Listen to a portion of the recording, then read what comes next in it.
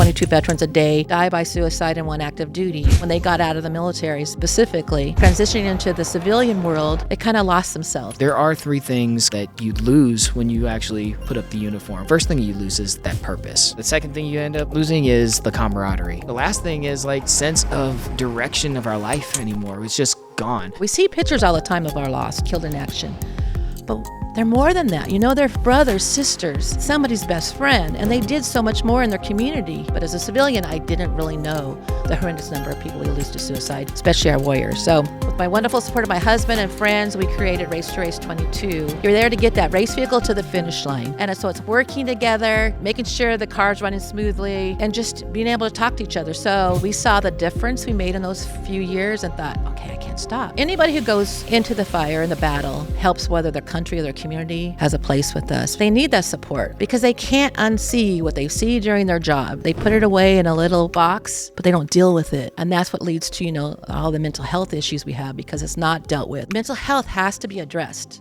It's super important. We need to talk about it. That's why our wall is behind us. It's addressing just a small number of those we've lost to suicide.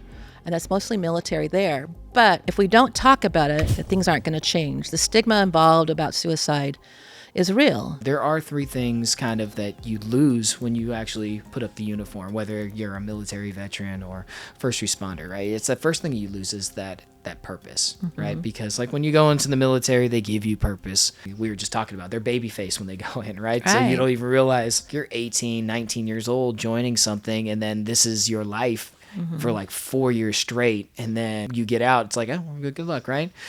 The second thing you end up losing is the camaraderie. All the people that you're around, because you guys are all kind of going through it at the same time. Everyone is going through it. We all go through boot camp together. We all go to deploy together. We go to training together. And I mean, for the most part, you miss the shit talking.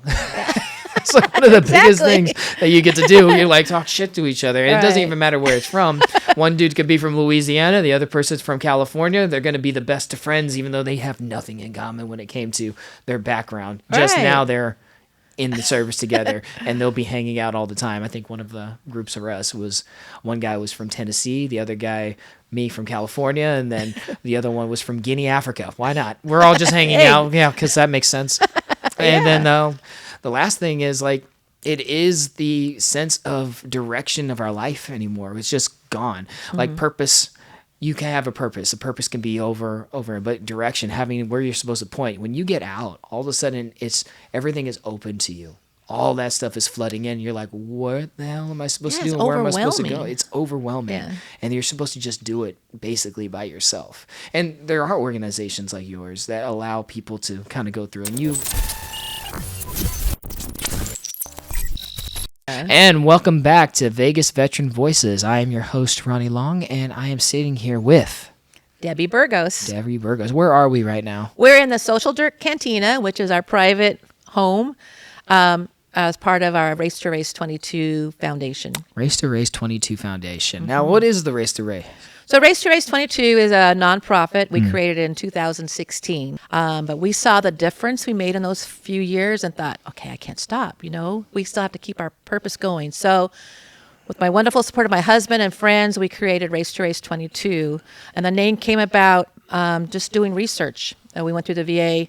Statistically, had a report that said 22 veterans a day die by suicide in one active duty.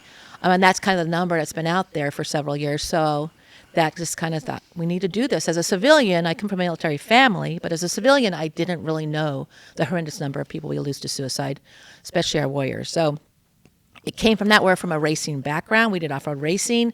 So it kind of made perfect sense because we started with giving our wounded vets the opportunity to race be a navigator, a co-rider in an off-road vehicle. Nice. Form of adrenaline therapy. But it's morphed into so many things, evolved into so much more than that. But that's initially how it came about, was just wanting to help.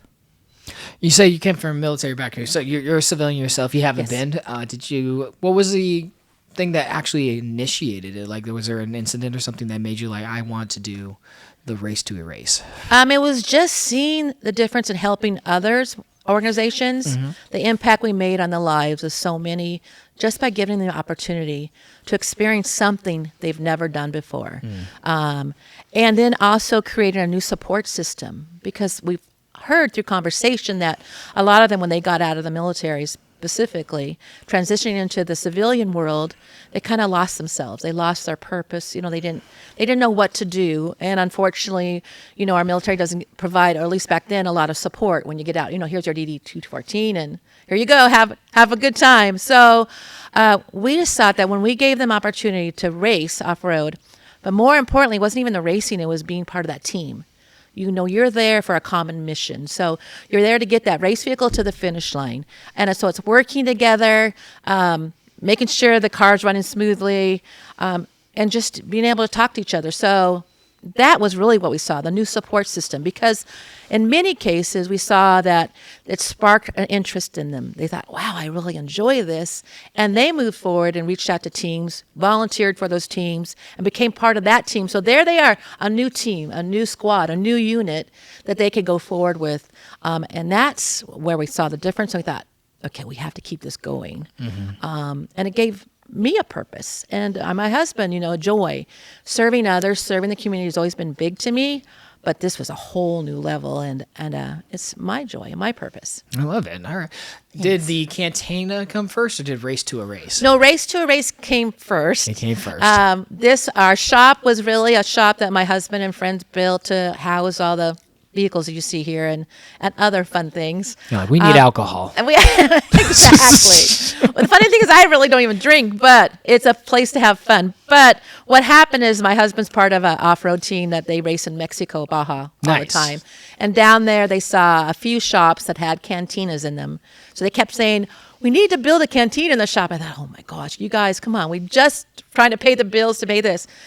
But then as Race to a Race evolved and we held more events and brought the community together, it made more sense. It made so much more sense, because now it's a gathering point. And it's not about, I know we joke about the alcohol, but it's really, that's not the purpose of it. That's just an added little benefit for those who like to, you know, embellish. But it's more a place to gather. And we let people know that, listen, no matter what you're doing, if you're struggling, or if you need someone to talk to, or if you're just bored, give us a call, you know, and come by and we'll hang out. And it's really just, you know, about connecting with others. Yeah.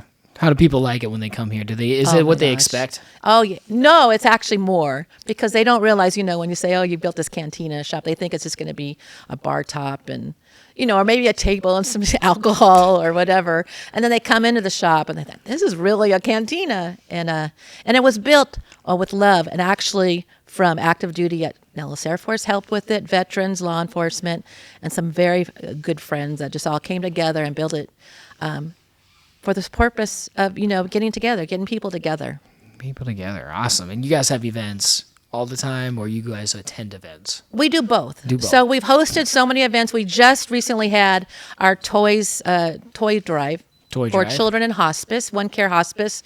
We were able to provide over 300 children in the One Care Hospice facility with toys for Christmas. We also provided over 50 veterans in the same hospice facility with gifts, you know, blankets, slippers, anything that they needed, as well as we also provided over 100 children that live in the Bolden area community, which Bolden Area Command is Metro's command. It's an area that is riddled with crime, a lot of gang activity, and it's a really tough neighborhood.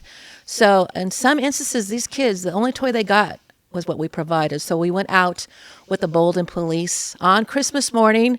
One was Santa, one was the Grinch, and one was an elf. And then we had several other volunteers, as well as our volunteers from Race to Race. We ride up in patrol cars and our own vehicles, play Christmas music, because it's not a pre-advertised event.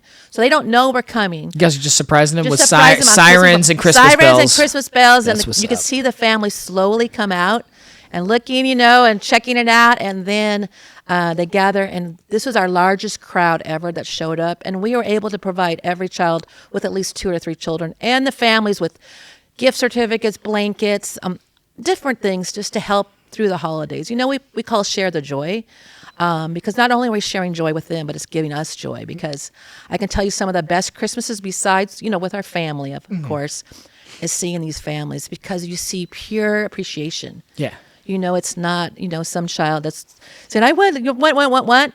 It is a child who's maybe getting that's the only gift, and they're saying thank you. And the parents coming up afterwards and saying thank you. Even if it's a language that I don't speak, we know they truly love it, and it's just one of the most amazing things. So in here, the cantina, we do chow for charity. Chow for charity. So my husband and a group, they cook up a bunch of tacos, and it's tacos for toys. So you bring all kinds of, you bring a toy or a gift for a veteran, and you get a taco or more than that. But we do chow for charity, and then we turn it into tacos for toys. All those events are held here, and this room has been packed with hundreds of people, purely just to give back to the community. So that's why it brings so much joy here. We've done concerts here, Blackbird Anthem. We brought them out. It's a band led by an Army veteran and law enforcement. They came here and provided a concert. We were trying to teach people about how music can heal. You know, anytime you can use the creative side of your brain, it helps with PTSD. And it helps with, you know, anything, that form of your brain, and you're focusing. So we think that's important to share those things. Just all kinds of events. The National Guard uses our event for some of their leadership events. We've had, we just had the cavalry from Army National Guard come in here, and they had over 100 soldiers in here doing a leadership event, which was amazing. So horses, no horses? No horse. No horse. They didn't bring any horses. They had their hats. They had their cowboy hats, but no horses. That's a shame. I think Repeat out there would have loved that. Yeah. What? And Repeat's a very popular character here. We've also hosted many women veterans only events. We had Empowerment Unbreakable event that was hosted by Race to Erase, but also by Holly Nicholson, who is also a retired firefighter. Mm-hmm. We had Marine veteran Lena Geronimo, who does wellness and therapy, coaching. She was one of our speakers. And then Shannon Kluge was a veteran. And they shared their stories, but also some guidance. And it was one of the most amazing events. We were packed full of women. And they had a fire outside the cantina where we threw in our messages, you know, thinking something we wanted to get rid of our soul or something that was hurting us, and we threw it in the fire. And you think, oh, that doesn't sound like much, but when you do that, it really is an uplifting experience. It's a cathartic experience. It's totally a representation of getting rid of something. Exactly. I think one of our biggest events this year or past year was our breast cancer awareness event that we did with women veterans of Nevada and All Things in Peace, which is also led by a veteran here in town, Mercedes Lee. And that was a room full of either breast cancer survivors or family members. And really, as a personal note, that day I found out I had breast cancer. I'm sorry. So it was one of the most amazing and fateful things, because I had no idea until that morning that I was facing this. And when we made the arrangements to do this event, I hadn't had any kind of, my mammogram didn't come back yet. So I really didn't know. We just wanted to do an event to help women. And so that morning it was fateful, because here I was getting this news, and in this room, you know, were 50 plus women and men. There were men here too that had gone through or going through the fight, or had been through the fight. And so there was a perfect support. So I thought, okay, if we're doing that, if that happened to me, then it has to be happening for others, for veterans or active duty or law enforcement when we hold an event, because they could be having something in their life that they need support for, and we were the place they landed. So it was an amazing event full of stories. We did paint and sip, so did all kinds of artwork, and a lot of support was raised, awareness, as well as we had several volunteers from Nellis Air Force Base come out. The kids out there, they are, because these are babies, and we're seeing out at the Air Force Base. Talk about the Air Force guys? Yeah, the Air Force. Those airmen are babies. Oh my gosh. Well, all of our youth, they're serving, are coming into the military. Oh my gosh. So 18, 19 years old. Yeah, exactly. These baby faces. So they were here, wanted to volunteer.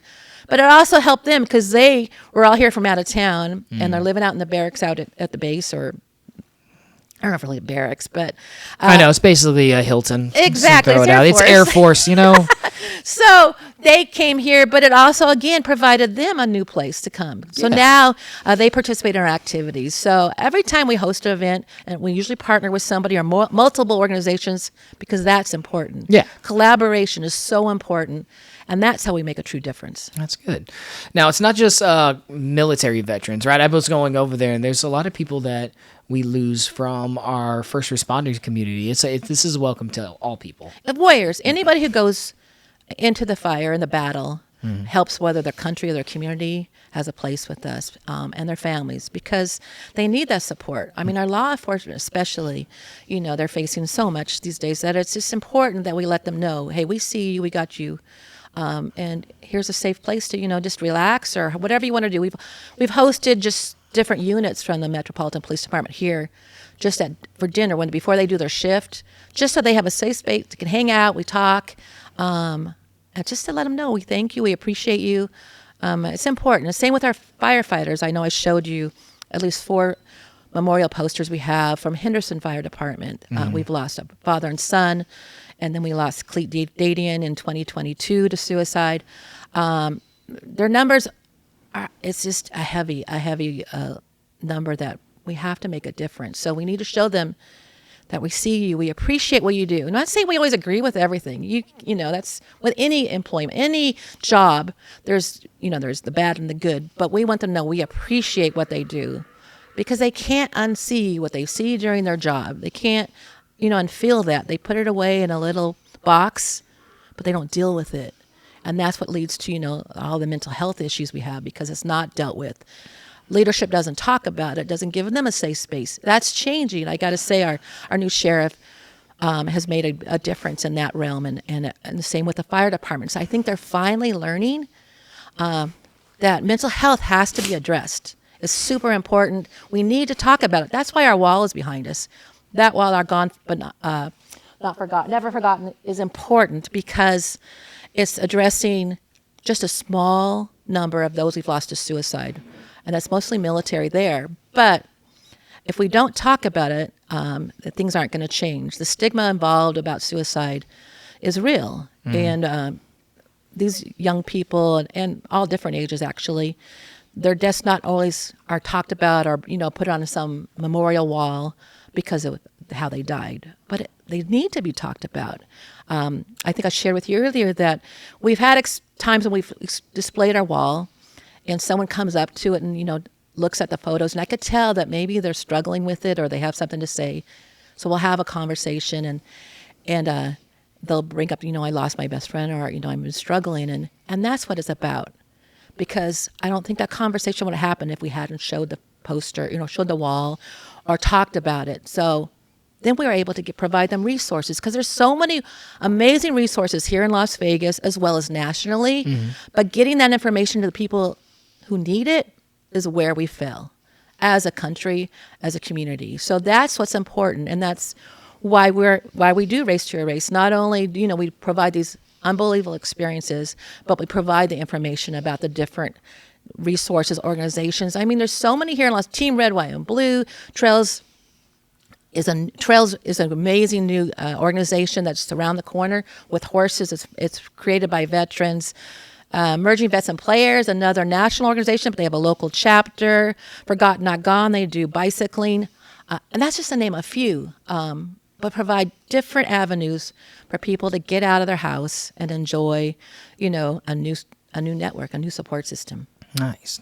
And you brought up the wall. Then there's an interesting story about the wall, because you guys carry all those photos and you take them for a race around. And what's really cool is you actually have stories that the families and people have actually talked about, because like you said earlier, you can get the photo, but that's just a part of what that person is. There's a history that comes from them, a story, right? And then there was something that happened.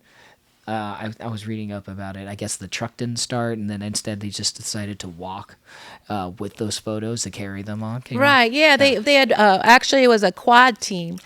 A quad team, and they are veterans that race, and they had broke down just, a few miles from the finish line, but their purpose was really to carry their warriors. They were Marines, our Marines, and they lost their brothers to suicide, and so their mission for that race really was just remembering their brothers.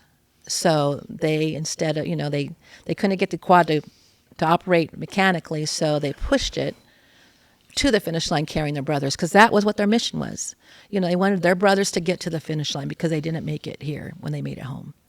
And that's why we do. So when we go to like the Jeep Jamborees or the races, we ask the participants of the event to carry a memorial poster of someone we've lost to military or first responder or law enforcement suicide.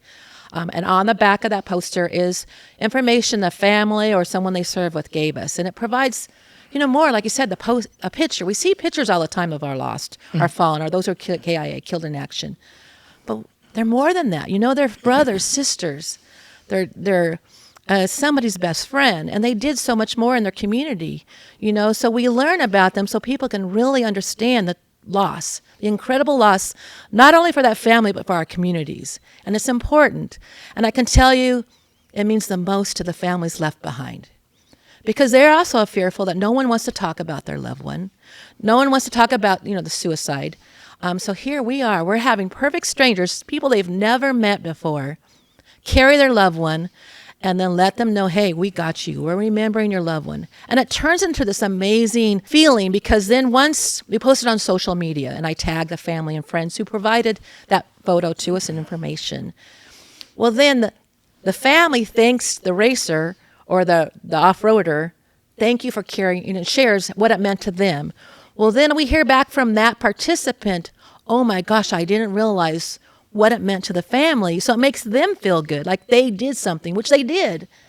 So it encourages them to continue on helping and providing something in the community or carrying our fallen.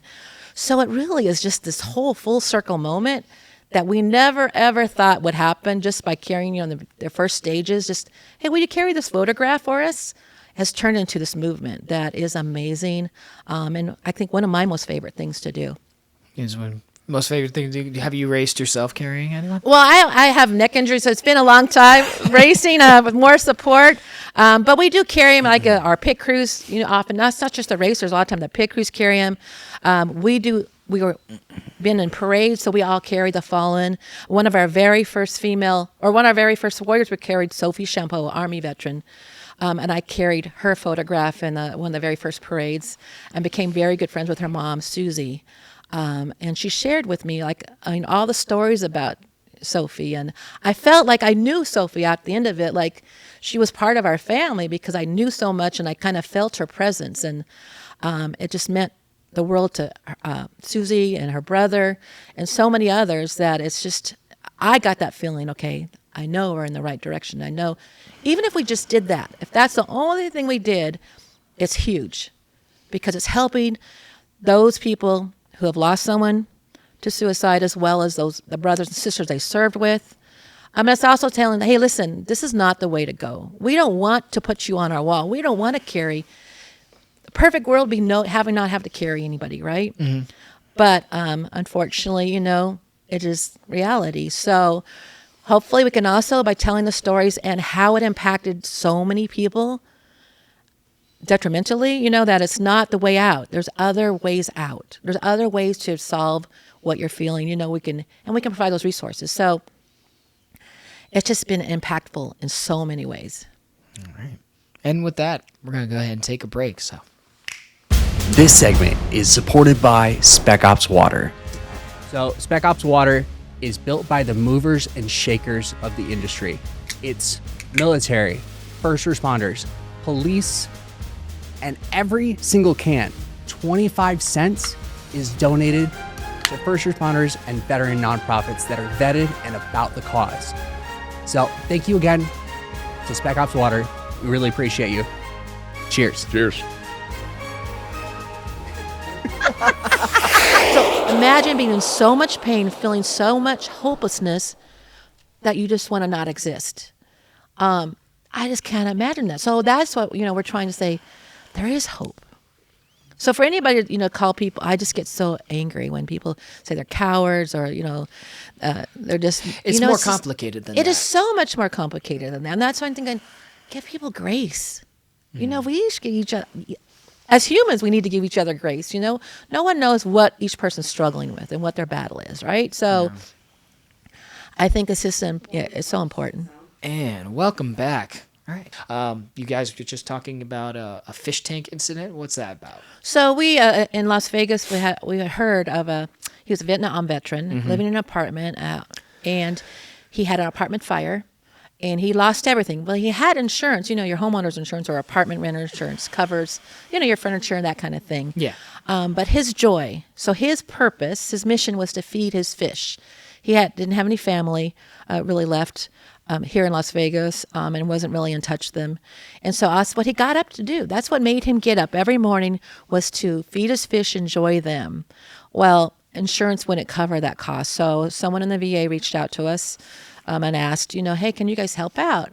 And so I talked to my husband. I said, absolutely. So we purchased a huge fish tank full of fish, food, to carry on going forward, to give him his joy, to provide his purpose. Because if that's going to keep him alive, it's got to keep that dude awake, get him to get up every morning, we're going to try to remove that obstacle.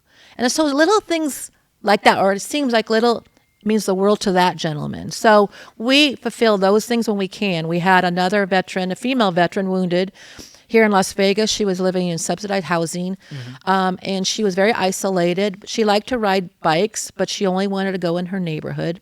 But she didn't have a working bicycle. Again, the VA reached out. My friend in the VA reached out and said, hey, can you help her out? So we took her to Walmart, purchased a brand new bicycle, purchased all the safety equipment, and then also filled her apartment with food, and just show her, hey, we thank you for your service, and here. And it gave her the opportunity to go out every day. She rides her bike around that complex because that got her out of her house. She's still isolating herself, but at least she got her out of her apartment, and that's a good step. It's the step forward, and that's how we help her with that obstacle. So any way we can do that. We are National Guard had contacted us. We work with them a lot. They had a young soldier who was struggling, wasn't making it, wasn't able, he was getting booted out, but he didn't have any way home, and he was suicidal. But he had no way to get him home, and they weren't paying. Our government wasn't paying for his ride home, which to me is absurd, but that's a whole different thing. But so I thought, so they reached out, can you help this young man? And so we bought him a ticket home, made sure he got into the arms of his family, and he's here today. And that's just one small thing, but it meant the world. It saved that young man's life, and he served his country well. Yeah, he may have not had a retirement in the military, but he put his hand. He took the vow. He went through boot camp. He was actually Army. So he served our country. So that we have to help him, and that's just one of the things we do. It's just people reaching out to us, and let us see if we can help, and we're happy to answer the call when we can. We're a small, we're the small homegrown charity. So our pockets aren't full of money, and we don't have these bank account cash falling from the sky. But when we can help, we certainly will answer the call. Yeah, and that's what's cool about you guys. It's not just racing. You're connected to a lot of things, and there's different avenues of approach. Because I talked to somebody in St. Louis, and he was telling me about how the different modalities, it depends on the person, because not everyone wants to race, not everyone can race, but sometimes you had like paint a sip, you have different types of art projects that are coming over. That creative outlet is something that is helping them create something other than what they're going through. Right. I can tell you, in the head, it goes crazy. Right? Exactly. There's gamers here in town. They're called Bod Calvary. They're all Army guys. Gamers? And they do gaming. So during COVID, they're all kind of stuck in their homes for the different jobs. They felt like they were stuck. And they kind of gamed a little bit, but then it gave them the opportunity to really be able to say, I can sit around all day and game. And they started competing against each other. There was like 5 or 6 of them. But then they decided, wow, this is really helping with our mental health.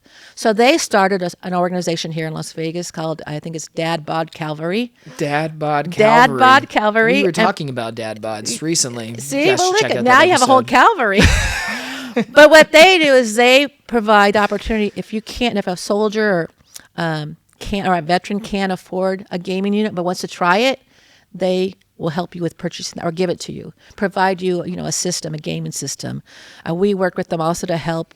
There was a veteran in Arizona that the e-gaming, the e-racing. So it's all on gaming, but it's actual racing. You have a seat, and it's a steering wheel, and you're actually in the cockpit of a race car.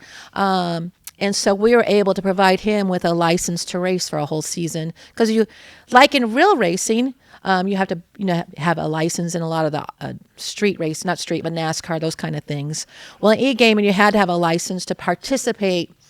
It was like $150, but it was something this gentleman couldn't afford. So we purchased that so he could race the entire year. But again, that was his joy, his purpose. It was something he really enjoyed. He could interact and network with others. So why not feel that? Like you said, we've done music here, music therapy, art therapy, vision boards. We've done a few sessions of that, giving the folks, it's mostly women veterans that have come here, and did vision boards to help them, see what they want to do in the future. I've gone out to Creech Air Force Base because we really include active duty. We think it's vitally important because if we can get to our warriors before they ever even get out, before they transition out and provide them with information about resources, then they're ahead of the game. Because then, hey, we have this whole, book of resources. Okay, this is this job opportunity. I can do this. We can help you with resume writing, or we have resources that can help you. Anything like that, it's going to give them a leg up. And so they don't feel so overwhelmed. I had several at Creech Air Force Base come to me. We did a job event out there. And they're saying, I just feel so overwhelmed. I'm getting out, in 6 months, and I have no idea what I'm going to do. And so we were able to connect them to different job opportunities and career paths, just to see if that's going to spark their interest, which it did in two. Two of them got full jobs in a career that will last them their entire life if they if they choose to follow that path. So I think it's important that we just help, our warriors out however we can. Yeah, I didn't think about that. If you start talking to the active duty, once they get out, it's not like how it was with us. Like, oh, yeah, well, good luck. And you just go out there, and like we were saying, that directional change is wild. So if you already have the resources and a cantina that might have some liquor in at-risk cars, it might help out a little bit. So it's a good idea. Yeah, because they really don't, in colleges, you usually meet with your career counselor, right? And they'll show you a path, and you have all these job opportunities. You can go into the world ready. But if you serve our country and you say, here you go, and now you're getting out, oh, yeah, thanks. Now, I got to say it's improving. It has improved. They've done a lot of changes. So that is wonderful to see. But, of course, there could just be, more. There's more improvement that needs to be made. But, yeah, it's just helping find that path. And a lot of times, because they're so overwhelmed, you don't know which way to look, so then you just forget about it. And, you get stuck. As humans, we get stuck. If we're overwhelmed with something and we just feel like, I just can't do this, you get stuck. So we're trying to, provide a little bit of unstickiness. Unstickiness. WD-40. Well, yeah, exactly. We have a few cans of that here. Yeah, it works. Just start spraying the veterans when they come in. Hey, you said that. I did it. It should be fine. Awesome. How can people become a part of it? Like, if there's an organization out there that wants to connect with Race 22, because I know there's not just Vegas and Nevada proper. You're going to Utah, I think, next week, right? Yeah, our next event, actually we leave tomorrow, the Winter 4x4 Jamboree in Sand Hollow, Utah, which is just outside of St. George, if you're not familiar. Huge recreational area. We're taking about a group of 40 people, warriors, advocates, families. We have a wonderful group we work with, No Name Jeep Club, and they're all Jeepers or 4x4 enthusiasts that have vehicles. They provide their empty seats to our guest warriors. And actually, many of that group are either active duty, law enforcement. We have former SEAL, all different. They're from the warrior community already, so they get firsthand, what our warriors are dealing with. So we'll be going there. We rent these huge houses that sleep like 30 people each. Sand Hollow Resorts is an amazing company. And then they go on the trails. They pick the trails that they're going to go on. The event's already there. There's about 1,500 to 2,000 Jeeps that participate, or 4x4s that participate in this event. It's not our event. How many Jeeps? It's grown, but I think last year was probably 1,800 4x4 of Jeeps that show up. And it's an event that's put on by Utah Alliance and some other groups in Utah. It's, the recreational community. It's like 50,000 rubber ducks on the dash. Exactly. There's a whole slew of rubber ducks going around. But we take them out there for a little, we call it dirt therapy. Yeah. So we'll be there Wednesday through Sunday. They go on the trails each day, a different trail each day, 3 or 4 hours. They come back, and then we have dinner and we hang out. And that's truly where we see the most amazing conversations, because they all start talking about their experiences or what they're going through. And then they provide each other with just a little support. Mm-hmm. And that's what's wonderful to see, because it's not something we can really be involved in because we have no knowledge. I mean, I have knowledge by talking to veterans like yourself, but did I experience that? No. So it's just a perfect evening to see all these folks just working together, talking, having a good time, sharing laughs of what happened on the trail or what didn't happen on the trail, what broke, those kind of things. But it's just another memory that we've helped to create for them, which is really amazing part of it. But yeah, so that's what the Winter Jamboree is all about. So we're going there. We're excited. This is our 8th year of doing it, which we do every year in January. Yeah. So other institutions that are outside or other charities outside, how would they reach out to you? So we don't have a website, and yeah, I know that's a mistake on our part. But to be honest with you, we've had so many people promise it, and just didn't come through. But we use social media, and it works. So Facebook, we're at Race to a Race 22. Instagram at Race to a Race 22. We are email race22@yahoo.com. MySpace? No, yeah, MySpace. You can go to MySpace. That's a whole different conversation. But yeah, so we're there, and you can reach out to us anytime. Like I said, we're here to help however we can. We love to partner because that's how we're going to make a difference. We really need to work better together, I think, as a community to really make a difference in the lives of so many warriors. All right. So what are 3 mental health changes that you've noticed involved with Race to Erase 22? I believe first, I think it's not hopeless. Right? There's hope out there. There are so many things out there, so many organizations and resources available that there is hope. You just have to make an effort. And I think, we always hear the saying, well, you need to reach out for help, right? You hear that all the time, whether it's every, token slogan out there, right? Token slogan. You like that? I coined that, please. But really, we need to reach in, because if you're struggling mentally, a lot of times you're not going to reach out. You're isolating yourself. So as humans, I think a big change we've seen is if we're reaching in to people, we're checking on, we're making that phone call. We call it, it's okay to interrupt. Be an interrupter, because you never know what moment you're interrupting. We've seen it happen firsthand that we've called somebody, we haven't talked to them in a while. If you see someone not communicating with somebody, haven't been going to things, they're starting to give away their possessions, that kind of thing. And you just stop by or give them a call. Hey, you want to go to coffee? Not ask them how you doing. You don't even have to do that, because they'll probably say, I'm okay. You know that. I'm okay. I'm doing okay. I'm fine. Freaked out, insecure, neurotic, and emotional. Exactly. So being that interrupter, changing, the way they're seeing things, just by making a phone call has interrupted someone trying to die by suicide. Because the act of suicide typically is only a minute or two.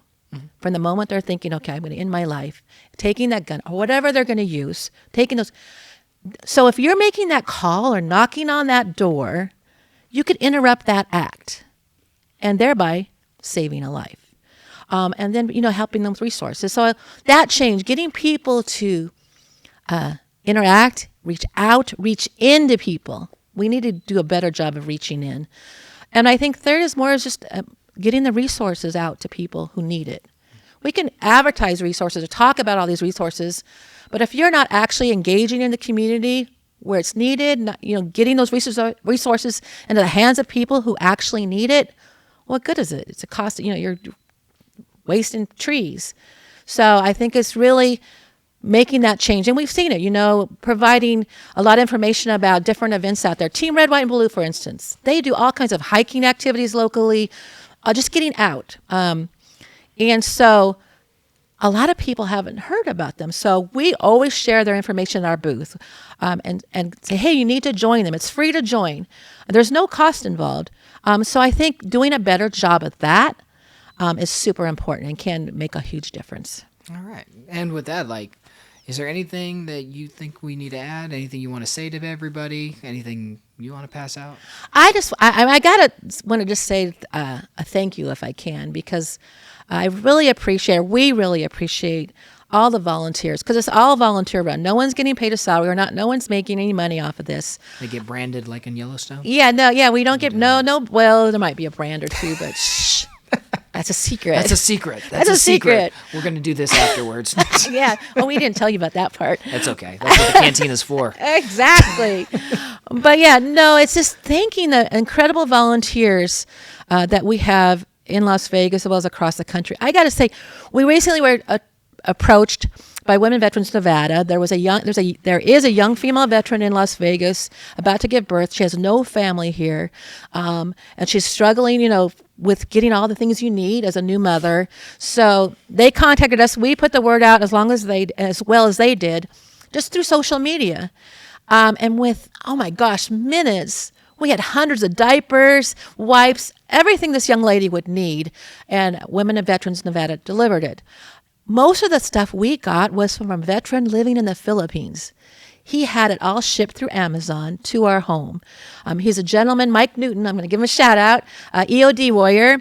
But he was a volunteer many years for us, and he moved to the Philippines with his wife. Has been there for several years.